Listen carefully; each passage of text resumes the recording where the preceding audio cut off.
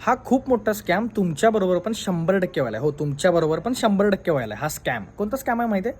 तुम्हाला माहिती आहे आधी ना आपल्याला कंपनीचे कॉल यायचे. आठवतंय की बाबा ते फायनान्सवाले असतील किंवा बँकवाले असतील किंवा कार्ड घ्या, आमचं ही स्कीम आहे असं सांगायला कॉल यायचे. बरं आठवतं तुम्हाला?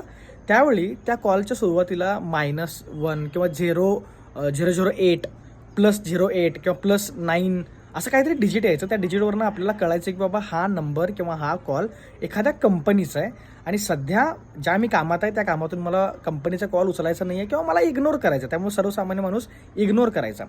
पण गेले काही दिवस झालं तुम्हाला माहिती आहे का की सगळ्या या कंपन्या आहेत, या सगळ्या कंपन्यांनी टेलिकॉलिंगसाठी नॉर्मल नंबर घेतलेत. म्हणजे जसं आपल्याला सर्वसामान्य नॉर्मल नंबर असतो ना 9766 पुढे XYZ किंवा 9830 पुढे XYZ 10 अंकी कोड जसा आपला फोन नंबर आहे तसा फोन नंबर यांनी घेतला आहे आणि त्या नंबरवर यांनी टेलिकॉलिंग करतात. ठीक आहे, त्यांचा बिझनेस आहे ते करतीलही, म्हणजे त्याच्याबद्दल काय प्रॉब्लेम नाही.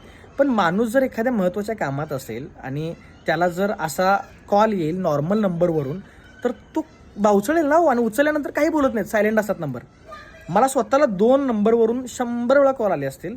मी दाखवतो तुम्हाला ते 2 नंबर. मी जेव्हा ट्रू कॉलरला सर्च केले तेव्हा नाव काय येतात माहिती आहे का? नीच.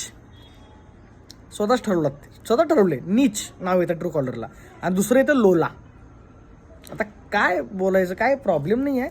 पण माणूस सर्वसामान्य काहीतरी कामात असला आणि त्यावेळी या साध्या नंबरवर म्हणजे टेलिकॉलिंग करतात ना, बघा बाबा शाप बीप शिवाय शाप वगैरे दिलो तर कंपनी बंद पडतील, तेव्हा माझ्या नावानं काय खडं फोडू नका.